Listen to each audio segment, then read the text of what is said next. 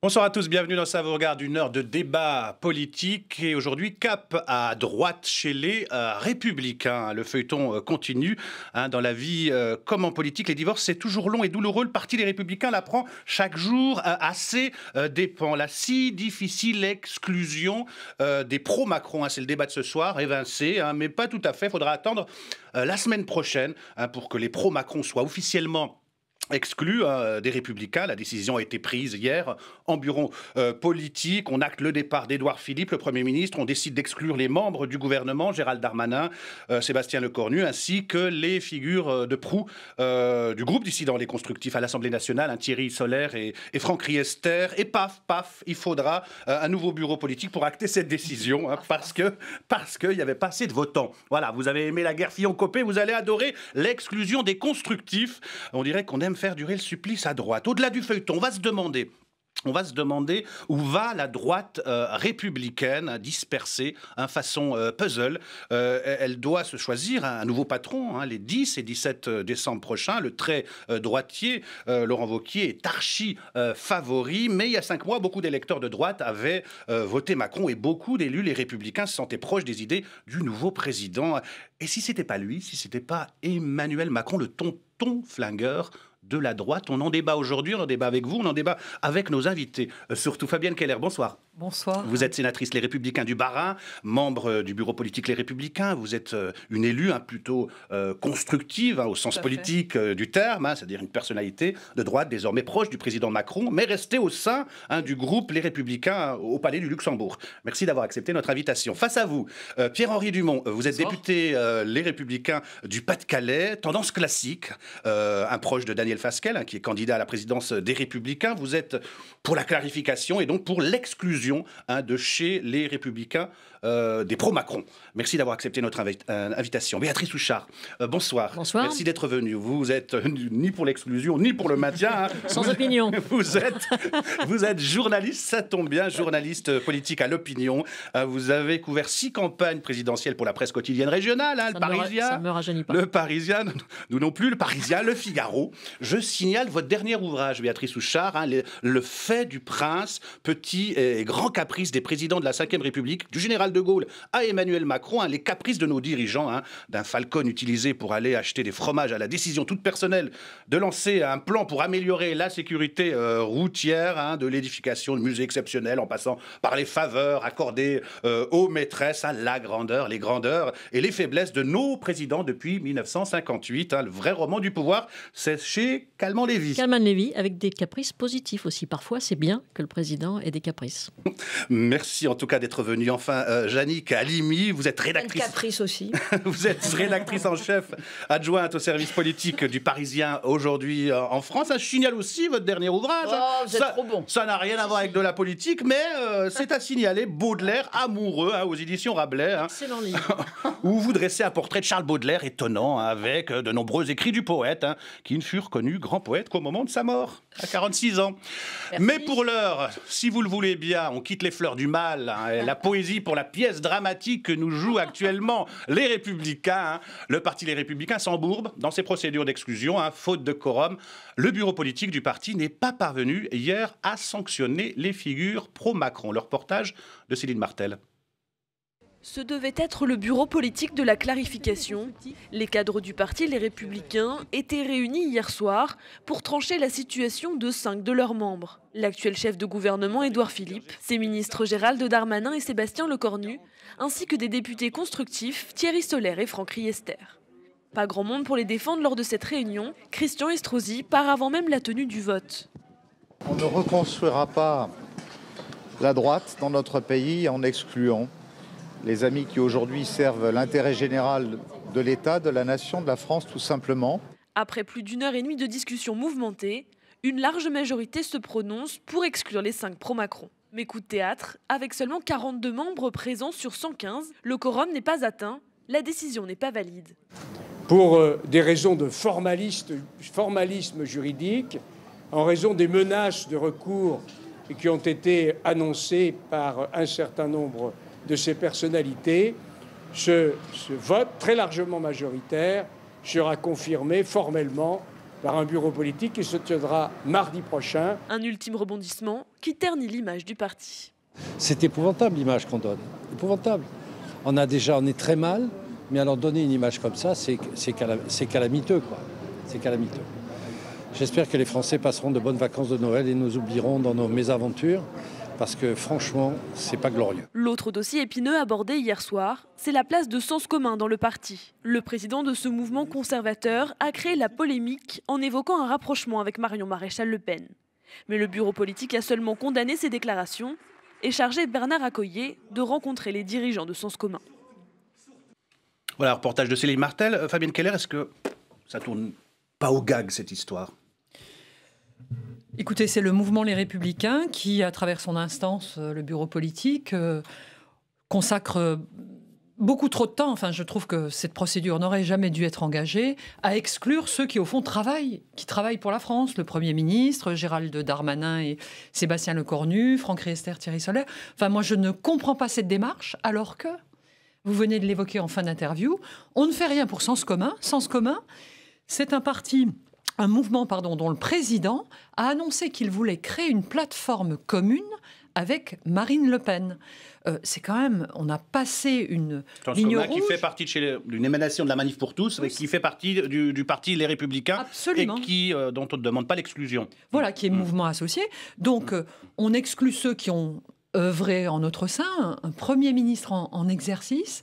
Et on ne prend pas le temps de parler et de prendre des mesures à l'égard de ceux qui veulent construire une vision politique avec le Front National, ce qui, je le rappelle, était une ligne rouge absolue fixée par Jacques Chirac et Alain Juppé eux-mêmes au moment de la fondation de ce mouvement qui devait fédérer différentes sensibilités. Moi, je regrette qu'on passe tout ce temps. Au fond, je crois que c'est parce qu'on n'est pas en capacité de parler de ce qui s'est passé, cette présidentielle, cette législative qu'on aurait jamais dû perdre. Il y a un an, la seule question, c'était qui était candidat, qui allait être désigné par la primaire. On n'arrive pas à en parler.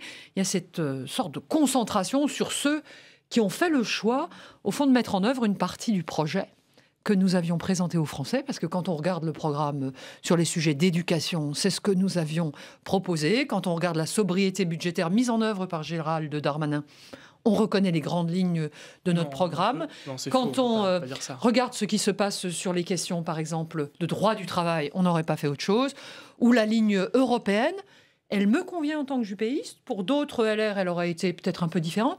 Mais en tout cas, cela mérite notre soutien. La question, c'est de redresser la France, le pays. Pierre-Henri Dumont, c'est plus tolérable de travailler avec Marion Maréchal-Le Pen, dont Sens commun a dit qu'il voulait travailler avec elle, que de travailler avec Macron ? Non, il y a une ligne qui est très claire, c'est la ligne ni Macron ni Buisson.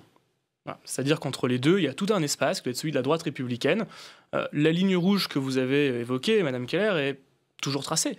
Il est hors de question de s'allier avec le Front National et de créer une quelconque plateforme avec le Front National.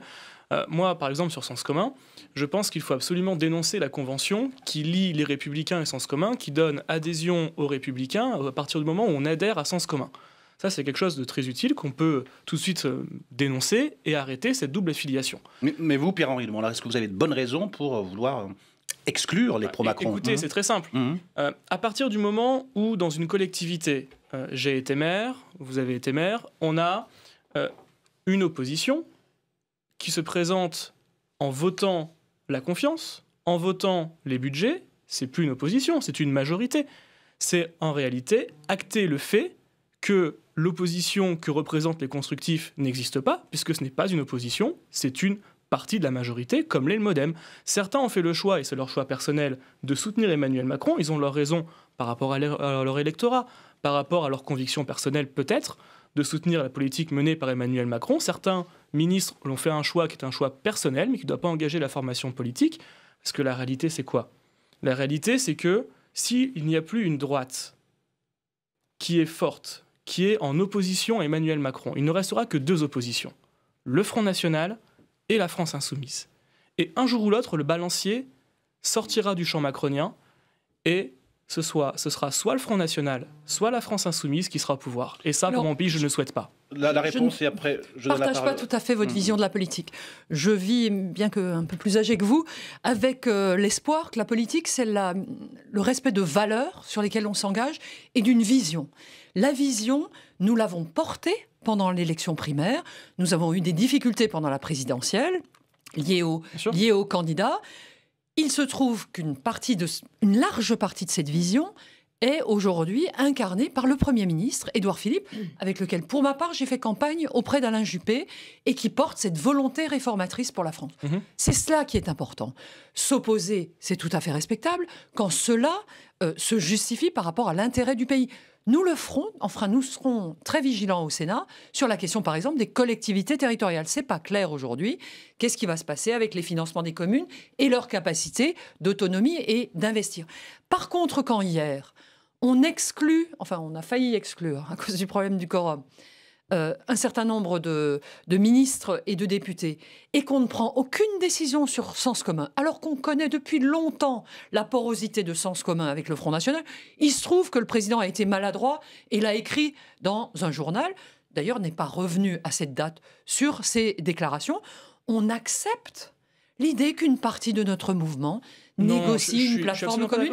Et ça, je ne reconnais... Pardon, avec le Front National. Là, je ne reconnais pas les valeurs fondatrices qui sont des valeurs républicaines, de respect de l'autre, et à nouveau, un refus de négocier avec le parti Front National. On va l'aborder. Béatrice Houchard, ces exclusions, c'est quand même du rarement vu sous la Ve République. Quand même, le Parti Socialiste n'avait pas osé, n'avait pas été aussi sévère avec ses frondeurs de l'Assemblée nationale.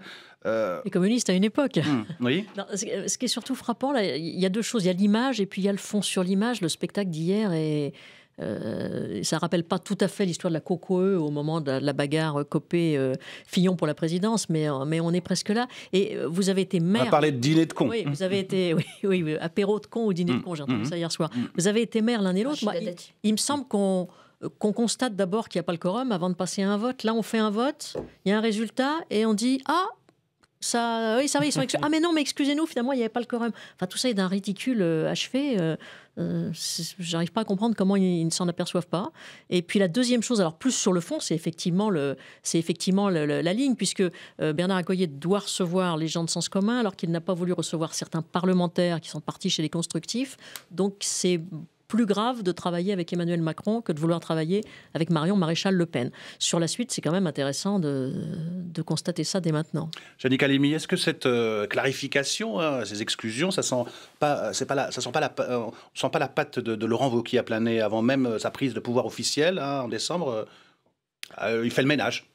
Ah bah oui, alors il fait le ménage sans en assumer personnellement la responsabilité, puisque j'ai cru comprendre qu'il voulait que ce ménage soit fait avant qu'il ne soit élu à la tête du parti en décembre, pour que justement on ne le traite pas de grand lessiveur. Mais il n'empêche que, évidemment, c'est un secret de polichinelle. C'est pas lui, encore une fois, en personne, parce qu'il n'a pas les responsabilités du parti qui aurait pu, qui pourra, enfin on ne sait plus trop maintenant, exclure ces gens-là, mais c'est évident que c'est Laurent Wauquiez. Et derrière Laurent Wauquiez, comme le disait Béatrice Houchard, et comme ce que on vient d'entendre entre Madame Fabienne Keller et Pierre-Henri Dumont, c'est qu'au-delà des guerres picrocolines qu'ils peuvent avoir entre les uns les autres, c'est vraiment deux lignes qui s'affrontent, on va le répéter, entre une ligne qui se veut beaucoup plus à droite pour essayer d'attirer, d'électriser les électeurs du Front National, et d'autres, les autres qui veulent rester dans cette ligne entre guillemets républicaine, centre-droit social aussi. Donc il y a tout sauf clarification. Béatrice Houchard, ce qui est intéressant aussi, c'est que visiblement, il n'y a pas 58 personnes pour vouloir exclure les 5 responsables politiques en question. Ils avaient tous piscine. Oui, ils avaient tous piscine, oui. Donc il n'y a pas les 58, et ils seront peut-être sans doute pas plus au rendez-vous la prochaine fois, mais les statuts font que ce sera acté la prochaine fois, même s'il n'y a personne, si j'ai bien compris. Fabienne Keller, est-ce que vous êtes une traîtresse ? Je dis ça parce qu'on a assisté dans les réseaux sociaux à un clash sur Twitter, comme disent les jeunes, entre vous et Nadine Morano. Dans une interview au Parisien aujourd'hui en France, elle dit « Les constructifs, c'est le nom de code pour traître ». Alors vous répondez sur Twitter que la traîtrise aux valeurs de la droite, c'est le flirt avec les extrêmes. Et Nadine Morano qui retweet et vous demande de vous expliquer, de donner des exemples de ces flirts avec l'extrême droite. Pas de réponse, vous n'avez pas voulu jouer la surenchère. Qu'est-ce que vous lui répondez aujourd'hui ? Alors, moi, je ne souhaite pas rentrer dans cette escalade. Je ne souhaite pas alimenter ces noms d'oiseaux dont les constructifs ont été l'objet. Franchement, on est tous des êtres humains, on mérite d'être traités à travers nos idées et notre vision et pas par des anathèmes. À cet égard, je trouve... Mais traître, le mot est fort. Oui, et puis traître à qui ? Enfin, traître à quoi ? Nous sommes tous responsables de cet incroyable échec, à nouveau, de la présidentielle. Il faut qu'on arrive à en parler. Ce n'est pas la peine d'essayer de rejeter la faute ou une autre faute sur un tel ou un tel. Ça ne changera rien à la réalité qui est la nôtre, c'est que nous ne sommes pas en situation de responsabilité. Par contre, il y en a qui pilotent le pays, qui font des efforts pour essayer d'avancer, de réformer, et ils méritent notre soutien.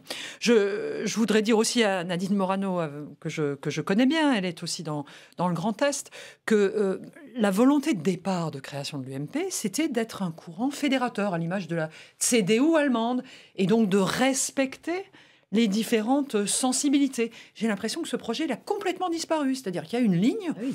Au passage, Laurent Wauquiez, il l'a réaffirmé hier, alors en huis clos, mais il a été plus que dur. C'est d'ailleurs ce qu'a répété Claude Goasguen en réponse. L'objectif, c'était de fédérer pour être une majorité de responsabilités potentiellement. Et pour ça, il faut accepter qu'il y ait différentes sensibilités. J'ai l'impression qu'on n'est plus du tout dans cette démarche. Et par contre, quelles conséquences allez-vous en tirer, vous, madame, si vous estimez qu'il y a vraiment une ligne qui va s'ancrer à droite on parle des constructifs, mais vous n'êtes même pas allé au groupe Les Indépendants, c'est-à-dire l'équivalent des constructifs au Sénat avec Claude Malhuret. Donc, vous n'êtes même pas allé jusqu'à faire un pas de côté par rapport au LR. Vous restez au LR tout en soutenant Emmanuel Macron, mais on reconnaît, ou la politique d'Édouard Philippe et donc d'Emmanuel Macron, tout en insistant sur le fait qu'au sein des LR avec Emmanuel Wauquiez, ça risque d'être très musclé et très ostracisant. Alors finalement... Vous restez chez les Républicains coûte que coûte. C'est ma démarche depuis 15 ans. Quoi qu'il arrive, début décembre. Écoutez, c'est ma démarche depuis 15 ans. Je suis plutôt quelqu'un de fidèle avant de bouger. La question s'est posée au moment de la création de l'UDI. Voilà, j'ai souhaité... À l'époque, il y avait Jacques Barrot, Pierre Méniory, qui, bon centriste, rejoignent l'UMP. J'ai souhaité porter cette sensibilité et rester dans cette cohérence. Ce qui se passera demain, je ne sais pas si cette ligne très, très à droite, l'intégration de sens commun se confirme. Je prendrai ma décision. Sur la question du groupe au Sénat, c'est important parce qu'il y a des personnes qui ont ma sensibilité et qui sont au groupe. Et vous avez failli le cofonder, c'est même pas y participer. Pour ma part, j'anime cette sensibilité et une grande majorité des personnes qui sont aujourd'hui de sensibilité constructive sont restées au sein du groupe avec des garanties données par Gérard Larcher, qui est un homme d'ouverture sur le respect des sensibilités.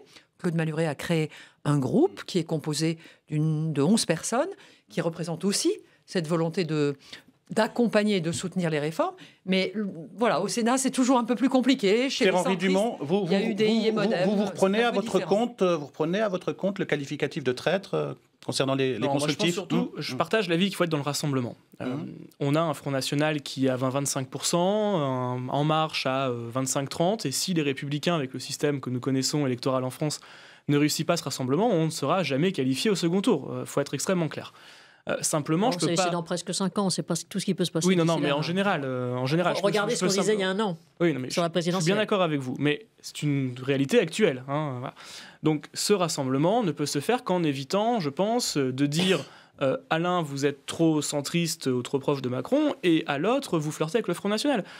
Si Sens Commun n'a pas eu le même destin que les constructifs hier, c'est parce qu'il y a des procédures qui ont été respectées, et de la même façon qu'il y a une procédure qui a été enclenchée pour les dignitaires des constructifs, une procédure a été enclenchée pour le président de Sens Commun. Donc, laissons des le temps. Années que Sens Commun est proche du Madame, FN. là, on avait un cas qui était noir sur blanc, comme vous l'avez dit. Voilà, c'est une preuve, mais nous le savions depuis longtemps. A été enclenché l'exclusion de Sens Commun. À partir du moment où le secrétaire général explique qu'il va rencontrer le président de Sens Commun, c'est qu'il y a une volonté d'en savoir plus, de la même façon qu'une mission a été confiée à Jean Leonetti et à Patrick Ollier pour rencontrer les fondateurs des constructifs et ainsi pouvoir échanger avec eux. Mais le minimum, c'était la symétrie, c'était d'engager la même exclusion.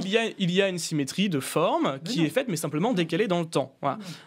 Sur la question du quorum, la réalité, c'est que c'est un bureau politique qui est hérité de guerres fratricides entre les différentes écuries des Républicains. Et donc, bien évidemment, quand on a beaucoup moins de députés qui sont présents, quand on a beaucoup moins de personnes qui sont en réalité concernées par l'avenir du parti, ils sont moins présents en BP. Et donc, c'est comme dans tous les conseils municipaux, si à un moment donné, on n'a pas le quorum, on reconvoque pour la semaine qui suit, on fait passer sans quorum. Mais c'est aussi... parce que vous avez beaucoup plus parlé que moi, madame. Allez-y. C'est rare qu'il manque autant de monde dans un conseil municipal, quand même. Oh non, des poids lourds. C'est déjà arrivé. Jean-Pierre Raffarin, la Juppé, Valérie Pécresse, Xavier Bertrand, c'est pas n'importe qui. Mais parce qu'à un moment donné, il y a une position qui doit être prise, et moi j'étais vraiment pour l'exclusion dès le mois de juillet. Voilà, je pense qu'on aurait dû couper dès le mois de juillet, à partir du moment... Couper quoi? Couper cette image dans la tête des Français. Vocabulaire. Oui, couper dans cette image dans la tête des Français qui vise à faire penser que la droite républicaine est pareille qu'Emmanuel Macron. Moi, je ne crois pas. Moi, je défends une droite des territoires, une droite rurale, une droite qui est forte sur le régalien, qui est pro-européenne et qui n'a pas peur d'affirmer son ancrage pro-européen, mais qui n'est pas celle d'Emmanuel Macron. Et on l'a vu lors des différents débats en hémicycle, ce sont des propositions qu'il fait qui vont à l'encontre, la plupart du temps, de ce à quoi l'on pense. Et on ne peut pas se permettre de laisser penser à l'opinion relayée par des personnes comme les constructifs que Emmanuel Macron et la droite, c'est pareil. Une fois de plus, je le répète, vous prenez l'ensemble des 10 votes qui ont eu lieu dans l'hémicycle, une partie des constructifs et du groupe constructif a voté l'ensemble des 10 textes. Ce n'est plus une opposition, dans ces cas-là, c'est une majorité. Et donc, sur le budget, ce n'est pas le cas, Pierre-Henri Dumont. Il y a toute une partie de l'UDI des constructifs qui n'a pas voté. C'est pour ça que j'ai dit une partie des constructifs. Et ceux qui ont à chaque fois voté le budget, ceux qui ont voté la confiance, c'est le petit groupe du Bellota. Ce sont les amis personnels d'Édouard Philippe. Et ceux-là n'ont rien à faire dans l'opposition. Répondez très rapidement et après on va passer la parole à une sentinelle citoyenne. Oui, d'abord, je veux vous dire que s'il y a moins de gens qui viennent au bureau politique, c'est parce qu'on est nombreux qui souhaiterions parler plutôt du fond, c'est-à-dire de l'amélioration de l'emploi au-delà de la question du droit du travail que nous avons été nombreux à voter. C'est une bonne chose. On aurait pu en parler si on avait tranché la question dès juillet. Pardon ? Si on avait tranché la question des constructifs dès juillet, on aurait pu en parler. Trancher ? On fait de la politique. Vous parlez de rassembler. Parce que je fais de la politique. C'est l'expression couper les têtes qui vous plaît pas. Je trouve qu'on a un vocabulaire qui est sanguinaire. Alors qu'on vient de prendre un grand coup sur la tête et qu'on devrait se mettre ensemble, discuter et reconstruire. Et on repart toujours des bases, des piliers, des fondations et du fond. Et parler depuis 3 mois à chaque BP de l'exclusion, c'est insupportable. Je suis bien d'accord avec vous, c'est pour ça qu'il fallait le faire dès juillet. Les 4 candidats qui pourraient être demain avalisés par la haute autorité, là, par Madame Devanne, est-ce que... Oui, c'est tout à l'heure. Ou tout à l'heure, je crois que c'était jeudi. Enfin bon, c'est peut-être demain. Est-ce que ça vous convient? Est-ce que vous estimez que ça représente la totalité du spectre potentiel des Républicains? Ou est-ce que vous estimez qu'aucun des 4 ne vous convienne? Moi, j'ai été frappée par un chiffre qui a été donné hier. On a 28% de moins d'adhérents. C'est-à-dire qu'on est en train de perdre les gens qui croient en nous. Donc, une des questions, c'est comment on donne envie. On donne envie par des débats, par le fond. C'est pas évident, hein. On est juste après un échec électoral, mais il faut reconstruire. Je ne sais pas ce qui va se passer pour cette élection à la présidence, mais franchement... Vous irez voter? Écoutez, à cette date, je ne sais pas, ça dépend de ce qui va se passer, mais Laurent Wauquiez, depuis plusieurs mois, a pris tout l'appareil en main. On sait bien qu'il va l'emporter. D'ailleurs, c'est touchant de voir tous les gens qui le rejoignent, qui le soutiennent dans sa campagne. Pas vous, c'est honorable d'essayer de porter un autre candidat. Et je crains que le débat soit très à droite et soit plutôt une course. On voit d'ailleurs le traitement qui a été donné à Sens Commun, qui vise à préserver tout le monde. On va demander... Et je crains qu'on soit plutôt très à droite dans la cible électorale mobilisable pour ce scrutin. Alors dans cette émission, on a l'habitude de donner la parole à ce qu'on appelle nos sentinelles citoyennes. Nous avons en direct Louise, qui est militante Les Républicains dans le Rhône. Vous vouliez réagir à ce débat, Louise? Oui, évidemment, on parle des constructifs, on parle du bureau politique qui s'est tenu hier, et on parle de l'exclusion des constructifs. pour moi et pour une grande majorité des militants LR, il faut arrêter de victimiser ces personnes qui sont parties de leur plein gré en allant supporter la majorité. Ils ne sont pas partis, c'est ça le problème, ils ne sont pas partis, ils sont toujours chez les Républicains. Oui, c'est le problème, on est d'accord. Mais ce que je tiens à dire, c'est qu'on ne peut pas être dans une majorité gouvernementale et dans une opposition. Soit on est dans une opposition claire, soit dans une majorité gouvernementale. Sauf que moi, la question que je me pose aussi, c'est on dit constructif. Mais constructif, ça revient à quoi? Parce que quand on est à droite, quand il y a eu le gouvernement Hollande et qu'il y avait des textes qui nous paraissaient en accord avec nos valeurs, on ne s'est pas posé la question de savoir si c'était PS ou républicain. On est allé voter ces amendements et ces lois. Donc, nous, la question qu'on se pose, c'est l'ambiguïté qu'il y a par rapport à ça. C'est vrai qu'il faut arrêter de stigmatiser forcément la droite, notamment la droite de Laurent Wauquiez. On dit Laurent Wauquiez est quelqu'un qui est très extrême, qui est à droite, qui va jouer avec le Front National. Mais je pense qu'on a besoin, dans une démocratie, d'avoir autre chose que les extrêmes. Le Front National et l'extrême gauche, et au centre, on dira La République En Marche. Il y a des gens qui sont de droite, qui ne sont pas en République En Marche et qui ne sont pas non plus au Front National. Et Merci. Ils ont besoin d'être représentés. Merci Louise pour votre intervention. Béatrice Houchard, est-ce qu'on peut être donc membre du gouvernement, soutenir Macron et être membre du premier parti d'opposition les Républicains? Ça, c'est à eux de savoir s'ils peuvent... Est-ce que c'est possible? S'ils peuvent faire les deux. La question que je me pose sur les... Alors non pas sur les ministres, mais sur les parlementaires qui votent, qui ont dit, je pense à Thierry Solaire, notamment à l'Assemblée nationale, étant donné ce que sont les institutions de la Ve République, qui disent quand ça nous conviendra, on votera pour, quand ça ne nous conviendra pas, on votera contre. Est-ce que ça n'est pas possible uniquement parce que La République En Marche a la majorité tout seul? Si il y avait besoin voilà, si ça pouvait faire basculer au moment de voter la confiance ou une éventuelle motion de censure un jour, ce serait quand même beaucoup plus inconfortable. Là, c'est relativement facile, sans être désobligeante. Ça, peu importe ce que votent les constructifs, ça change rien. Je parle de l'Assemblée nationale et de l'équilibre des forces. Moi, j'ai du mal à imaginer le scénario. On serait probablement rentré dans une coalition, enfin dans un autre dispositif, s'il n'y avait pas eu dans une coalition de majorité. Enfin, je pense que le président aurait été amené à essayer de construire une coalition, mais c'est vrai qu'il voilà. Ça aurait été plus clair. Ça aurait été plus clair, oui, une bien sûr. cohabitation, selon les degrés d'opposition dans lesquels on se trouve.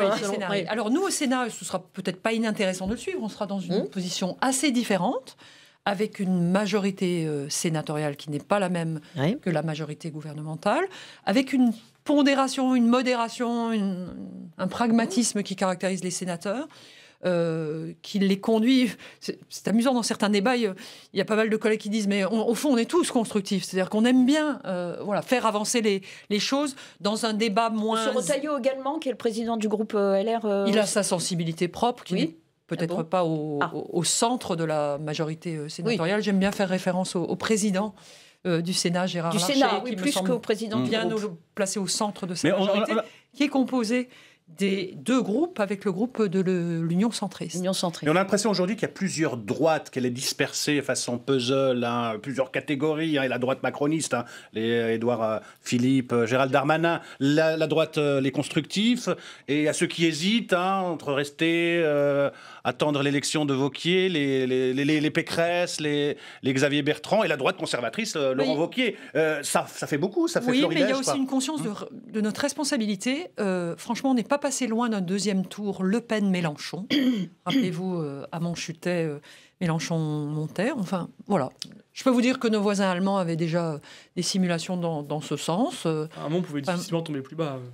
C'était quand même le quatrième homme. Alors, effectivement, Jean-Luc Mélenchon aime bien arguer des 600 000 voix qui lui manquaient, mais c'était quand même pour être le troisième. Au-dessus, Écoutez, on avait vécu, on a tous oublié, l'entre-deux tours des régionales. Moi, j'ai cru que ma région allait basculer. Monsieur Philippot fait 10 points de plus que la liste d'union de toute la droite et du centre au premier tour. On a eu très peur pour PACA et les Hauts-de-France. Ensuite, on a la présidentielle. On a quand même deux candidats d'extrême, extrêmement hauts. Je pense qu'on est le pays d'Europe où les extrêmes cumulés droite et gauche font le meilleur score. Donc, on a tous la responsabilité que à la prochaine présidentielle, on n'est pas au second tour deux extrêmes qui se présentent. Pour ça, il faut que le pays avance. Il faut que ce problème terrifiant pour tous les Français, en particulier les jeunes, qu'est le chômage, trouve un début de solution. Qu'un certain nombre de réformes qui ne sont pas faites jusque-là soient faites. Qu'on revienne dans le concert des pays respectés en Europe. Je vous rappelle qu'on est dans les 2 derniers pays qui sont sous contrôle budgétaire, parce qu'on n'a pas fait assez d'efforts d'économie. Donc voilà, c'est tout cela qu'il faut soutenir. C'est toujours difficile. Laurent Wauquiez n'a pas fait le choix entre Emmanuel Macron et Marine Le Pen entre les 2 tours. Hein. Mais bien sûr, c'est toute cette ambiguïté-là qui est... alors qu'avant, on disait clairement... il faut voter pour celui qui restait, en l'occurrence Emmanuel Macron. Il n'avait pas fait ce choix. C'est cette ambiguïté avec l'extrême droite qui, pour nous, risque surtout de l'alimenter. Béatrice Houchard, et je donne la parole à Pierre-Henri Dumont juste après. D'être à nouveau président. Béatrice Houchard. Est-ce qu'il n'y a pas, alors ça s'adresse aussi bien à vous, Madame Keller, qu'à Monsieur Dumont, est-ce qu'il n'y a pas aussi une facilité de la part des Républicains de dire on a perdu la présidentielle parce qu'il y a eu les affaires, que les affaires ont plombé François Fillon et qu'il n'a pas pu être au second tour? Est-ce qu'il n'y a pas d'autres raisons à cette absence de François Fillon au second tour? Est-ce qu'il n'y avait pas un problème dans son programme? Est-ce que c'est pas un peu facile de d'évacuer finalement et de ne pas en tirer les conséquences en disant bon bah il y a eu les affaires, les costumes, les emplois familiaux, etc. Moi je crois beaucoup dans la pensée en fait de la droite, et imaginez qu'on n'a pas sorti une idée nouvelle depuis 5 ans ou 10 ans. On a oublié de réfléchir à droite. Ça fait extrêmement longtemps qu'on n'a pas eu un travailler plus pour gagner plus, qui était un bing bang. Qu'est-ce qui pousse un jeune comme vous, 30 ans, à s'engager chez les Républicains qui je vais vous sont un peu en déclin aujourd'hui? Parce que déjà, moi, je ne trahis pas ma famille. Oui. Déjà, je suis quelqu'un d'assez fidèle. C'est aussi pour ça que je soutiens Daniel Fasquelle, parce qu'il est dans mon département, il m'a toujours soutenu. Et j'ai pris ma carte en 2005 au moment du TCUE, parce que j'étais pour le référendum, je ne pouvais pas voter, et c'était le parti qui me semblait le plus favorable au TCUE, le plus en accord avec mes valeurs. Fermez la parenthèse. Et donc c'est pour ça qu'avec Daniel Fasquelle, on désire créer une fondation à côté du parti qui permettra, au-delà de chercher des financements, de pouvoir réfléchir en dehors du temps politique imposé et contraint de l'Assemblée nationale, et qui nous permettra de pouvoir faire venir des experts, des analystes, des politiques également. Vous disiez à droite, on n'a plus d'idées, on n'a plus d'idées depuis 5 ans. Il y en a toujours eu des fondations à côté du parti de droite. Non, mais une vraie fondation adossée, comme la CAS l'est avec la CDU en Allemagne. C'est-à-dire une vraie fondation extrêmement puissante. Avec des moyens qu'il n'y a pas en France pour financer les fondations. Oui, mais on peut réussir à faire au moins monter ce travail intellectuel qui a été celui de la droite entre 2004, 2005, 2006 et 2007, où on a réussi vraiment à agréger un ensemble de philosophes, de penseurs, et qu'on n'a pas réussi à refaire. Donc ce qui a, à mon avis, a plus pénalisé François Fillon, c'est l'absence d'idées nouvelles, et on était sur un programme de droite assez classique. On n'a pas eu ce momentum qui a su bouleverser l'électorat traditionnel et faire bouger les lignes entre ce que pouvait être l'électorat classique et ce que pouvait être, par exemple, l'électorat jeune, l'électorat populaire, qui, pour la première fois depuis l'arrivée de Nicolas Sarkozy, n'ont pas voté pour nous. Je me demande, pour rebondir sur ce que Pierre-Henri Dumont dit, si le travail de réflexion sur la droite, mais pas que, mais quand même sur la droite, n'a pas été fait par Emmanuel Macron, avec toutes les conséquences que ça a eu. On va en parler. C'est ça la deuxième partie de notre émission. Je voulais juste, en tout cas, un mot sur l'élection donc de la présidence des Républicains qui aura lieu les 10 et 17 décembre. Donc 4 candidats, Maël De Caen, Florence Portelli, votre champion c'est Daniel Fasquelle, mais il y a aussi le favori, Laurent Wauquiez. On va retrouver Stéphanie Despierres dans les Alpes-Maritimes, même si depuis des mois déjà, Laurent Wauquiez arpente la France à la rencontre des militants. C'est ce soir qu'il donne le coup d'envoi de sa campagne pour la présidence du parti. C'est ça, Stéphanie qui est dans les Alpes-Maritimes. On vous écoute. Le favori de cette élection a choisi Mandelieu, près de Cannes, dans les Alpes-Maritimes, pour lancer sa campagne. C'est la plus grosse fédération, les Républicains de France. C'est aussi la zone du député Éric Ciotti, fervent soutien de Laurent Wauquiez. Ce soir, Laurent Wauquiez veut mettre en avant aussi une nouvelle génération. Par exemple, Virginie Duby-Muller, la députée de Haute-Savoie, a été nommée porte-parole de sa campagne. Malgré les divisions et les soubresauts au sein du parti, Laurent Wauquiez cherche à se montrer rassembleur. Il a choisi Geoffroy Didier comme directeur de campagne. L'ancien fondateur de la droite forte est aujourd'hui un soutien de Valérie Pécresse. Demain, Laurent Wauquiez ira visiter un établissement pour personnes âgées avec Jean Leonetti, le maire d'Antibes, qui lui avait soutenu Alain Juppé à la primaire. Ensuite, il y a un apéro avec des militants dans la ville du Canet. C'est le fief de la députée Michèle Tabarot, une copéiste. Et enfin, Laurent Wauquiez a rendez-vous en début d'après-midi avec Christian Estrosi, le maire de Nice. Les deux hommes se sont affrontés ces dernières semaines. Ils sont sur 2 lignes politiques totalement différentes, mais Laurent Wauquiez veut montrer que le rassemblement, c'est maintenant et avec tout le monde. Merci Stéphanie Despierres. Élection jouée d'avance, c'est ça, Laurent Wauquiez, nouveau président du parti. Ça vous convient, Fabienne Keller? C'est le président que vous souhaitiez? Répondez-moi. Il a la réponse pris, comme je le disais tout à l'heure, le contrôle du parti, c'est-à-dire des fichiers. Voilà, donc il peut communiquer avec les gens, il peut les relancer. Je ne doute pas que ce soit efficace et que voilà, le travail qu'il fait depuis de longs mois lui permette d'être élu facilement. Votre candidat, ce serait qui, vous? Écoutez, 4 proposés, il n'y a aucun qui vous... Comme je le disais, je suis encore sous le choc du BP qui s'est passé hier soir. Si vous voulez bien, on parlera de... D'accord, mais si Laurent Wauquiez est choisi, président de parti, vous restez chez les Républicains? À cette date, je ne sais pas. J'en parlerai avec mes collègues. Ce parti est en train d'évoluer fortement. L'info d'hier soir, il y a l'eurodéputé Lamassoure qui vient de quitter... Oui, et j'ai discuté avec lui hier soir, juste après sa décision. C'est vrai que hier, on a exclu ceux qui bossent pour la France et on a gardé ceux qui, depuis des années, minent notre mouvement et le portent vers une droite extrême. Donc c'est un fait majeur qui a été confirmé hier. Est-ce qu'on peut refaire alors ce qu'était le RPR et ce qu'était l'UDF à une époque? Un RPR très, très, très droitisé, mais est-ce qu'on peut aller vers ça avec la création d'un autre parti au mois après l'élection éventuelle de Laurent Wauquiez? Est-ce que c'est la bonne formule? Je ne sais pas. Parce que l'UMP, c'était ça au départ. C'est vrai. RPR, l'UDF, la démocratie libérale. Moi, je dois vous dire que pendant 2 ans, je me suis sentie très à l'aise aux côtés d'Alain Juppé, avec une équipe composée certes de centristes, de libéraux, mais aussi de gaullistes sociaux.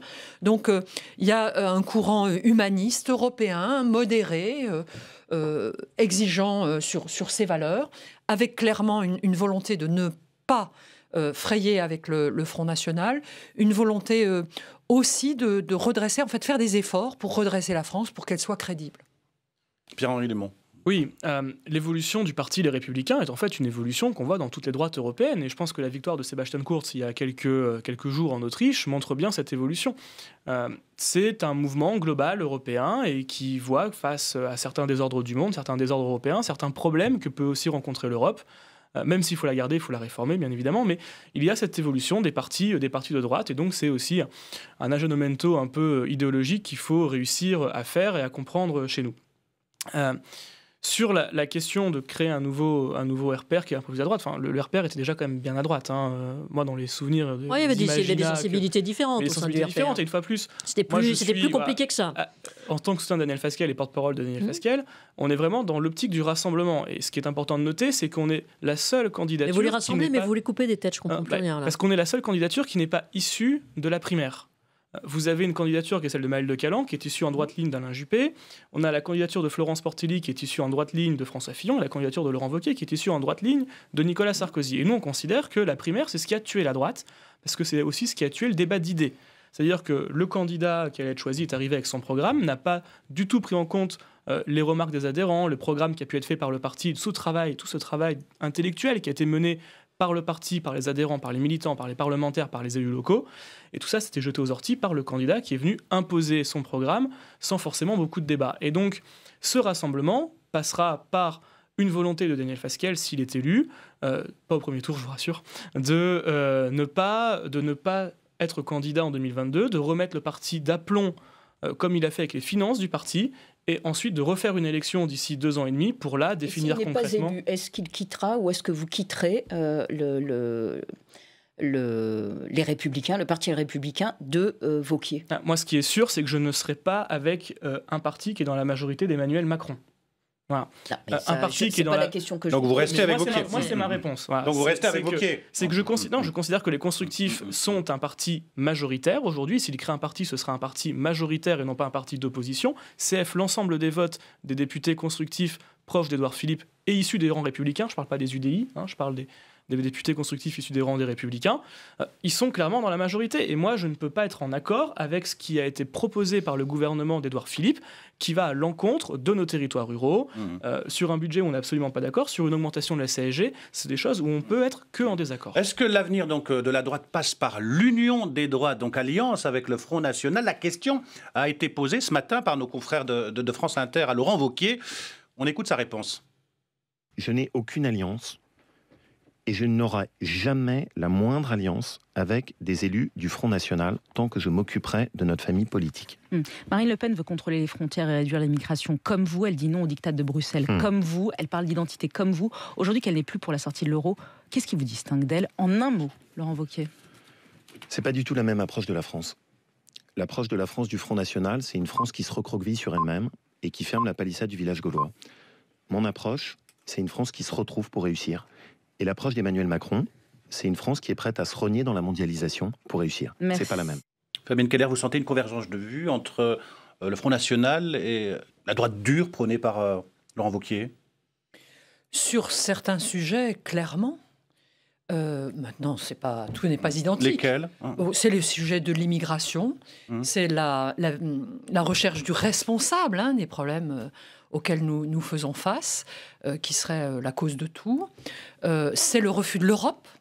Je peux vous dire que je suis très choquée par l'évolution idéologique de Laurent Wauquiez, son ouvrage il y a 2 ans, totalement anti-européen, alors qu'il a été lui-même ministre des Affaires européennes. Et que nous savons bien que sur beaucoup de sujets, l'économie, mais surtout l'immigration et la question d'un projet, c'est bien à cette échelle-là qu'il nous faut travailler, qu'il nous faut avoir une vision. Donc oui, malheureusement, il se rapproche du FN sur un certain nombre de thématiques et cela m'inquiète. Pierre-Henri Dumont. Oui, je pense qu'une vraie différence, en tout cas pour moi, avec le Front National, c'est la question de l'Europe. Moi, je suis profondément pro-européen et j'estime que changer l'Europe, réussir à l'aménager, permettra de résoudre les problèmes. On parlait de la question d'immigration, je suis élu de la circonscription de Calais, donc je connais un petit peu le sujet.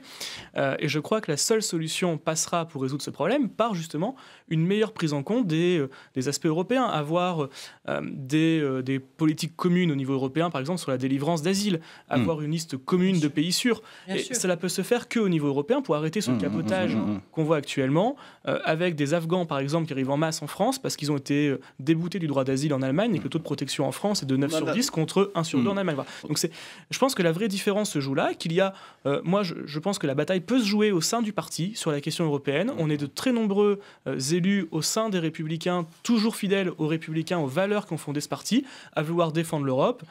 J'étais en débat encore avec Constance Le Grip il y a quelques jours, avec Damien Abad. Donc on se rejoint vraiment sur des positions qui sont des positions très clairement pro-européennes, des positions où on explique ce qui va, ce qui ne va pas, mais la politique d'Emmanuel Macron est une politique qui est celle qu'on a reprochée à l'Allemagne pendant extrêmement longtemps, une politique qui veut être ultra-dominateur sur la scène européenne et qui n'est pas dans une politique de partenariat. La meilleure preuve étant que son discours de la Sorbonne, Emmanuel Macron le fait dans l'urgence, au surlendemain des résultats de l'élection allemande, où Angela Merkel est en position de faiblesse.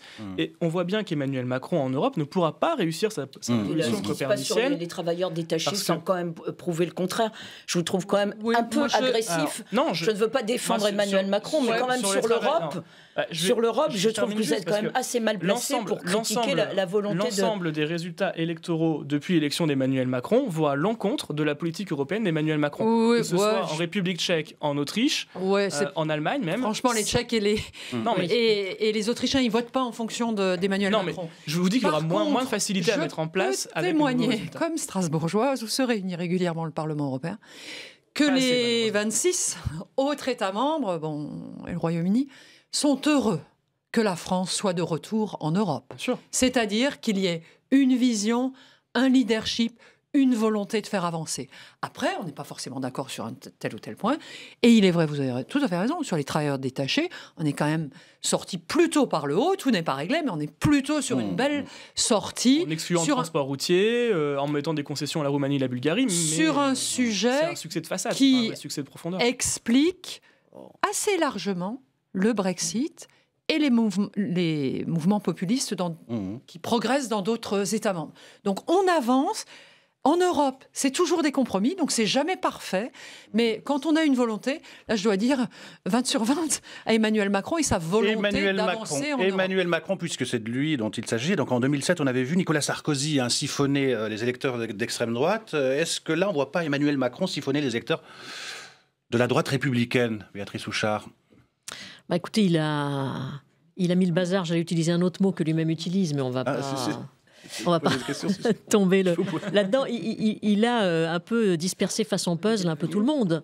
Il a comment dire, divisé la droite. Le Parti socialiste, il l'a complètement explosé. Marine Le Pen, elle s'est volatilisée. Elle a explosé d'elle-même le soir du débat face à Emmanuel Macron. Tout le monde, personne ne sait très bien... les uns et les autres ne savent plus trop où ils habitent dans les différents partis. Le Parti socialiste est en ruine. Ça ne veut pas dire qu'il ne reviendra pas. Toujours être prudent en politique. Les gens qui sont, entre guillemets, morts en politique, parfois reviennent, et même assez souvent reviennent. Donc, il ne faut jamais enterrer ni un parti, ni une personnalité politique. Mais il a effectivement, avec une grille de lecture complètement différente, il a totalement pulvérisé le paysage, oui. Janik Halimi, est-ce que ce n'est pas lui, Emmanuel Macron, le vrai patron de la droite ? En tout cas, il borne la vision et l'horizon de Laurent Wauquiez. Tant que Emmanuel Macron, La République En Marche, la politique menée par le gouvernement, tiendra la route, c'est-à-dire que s'il ne s'écroule pas, s'il arrive dans 1 an et demi ou 2 à redresser, à infléchir la courbe du chômage, si la cote de popularité de Macron et de Philippe ne chute pas, Laurent Wauquiez ne pourra pas, je m'excuse Madame Keller, je pense qu'il aura beaucoup de mal à graviter sur son centre.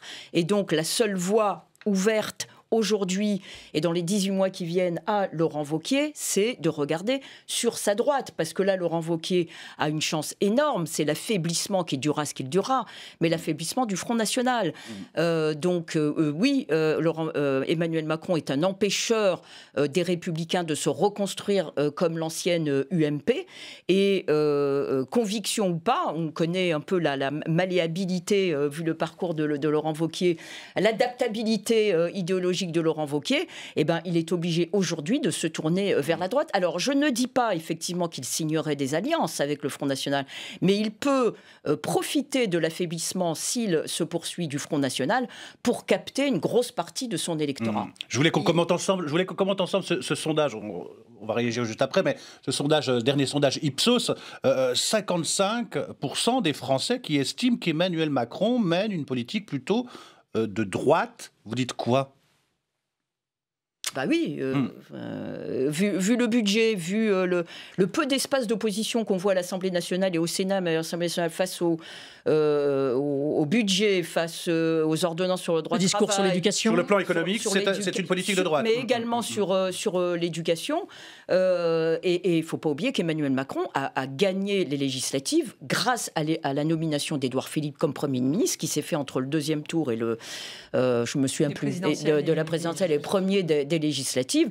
Oui, pour le moment, c'est une politique de droite affirmée, voire pas totalement revendiquée, mais affirmée. Béatrice Houchard. Oui, pour revenir au Front National, il y a une chose qui va être très intéressante, c'est quelle est l'évolution du Front National sur les questions économiques et sur l'Europe. Parce que la grande différence, quand on regarde les électeurs de droite et d'extrême droite, il y a des points communs sur l'immigration, alors avec des nuances évidemment, mais avec quand même des points où ils se retrouvent. En revanche, sur la politique économique telle qu'était la ligne Philippot, pour résumer un peu, et puis sur l'Europe, évidemment, là, c'est pas du tout la même histoire. Mais si le Front National, petit à petit, c'est quand même ce qui est en train de se profiler, adapte un discours économique, je ne veux pas dire plus libéral, mais un peu plus quand même, plus tourné vers l'entreprise, et sur l'Europe, finalement, de dire non pas, il faut partir, il faut faire un Frexit, ça c'est fini, le Frexit, on n'en parle plus, les affiches ont été mises à la poubelle ou au pilon, et maintenant la France, au lendemain du Brexit, il y a eu des grandes affiches, très discutées en interne, il y avait toute une partie du Front National qui ne voulait pas en entendre parler déjà à ce moment-là, et si les questions de nouveaux traités, Marine Le Pen quand même en est à dire, il faudrait faire un mini-traité, faire des propositions alternatives sur l'Europe, là, ça peut ouvrir une porte, d'une certaine manière, à Laurent Wauquiez pour, alors peut-être pas des alliances, mais pour des rapprochements. Je pense que c'est pas tant l'évolution des Républicains sur l'Europe et sur les questions économiques que celle du Front National qui peut permettre une porosité. Et à droite, ce qui manque pas, c'est un vrai chef incontestable à droite, parce que on a connu à l'époque de Jacques Chirac, le RPR, l'UDF, démocratie libérale, assemblée. Dans l'UMP, pas parce qu'il y avait un chef, parce qu'il y avait Jacques Chirac. Est-ce que là, oui, rappelons, on a que Nicolas Sarkozy. Oui. Est-ce que c'est pas ça qui manque, le chef incontestable? Il y a quand même Laurent et incontesté. En tout cas, il y a quand même Laurent Wauquiez qui, aujourd'hui, à l'instant T, incarne quand même quelque chose. Il est jeune, il a un certain charisme. Après, on peut penser ce que... C'est pas la vie de Fabienne Keller. Hein, c'est ce que...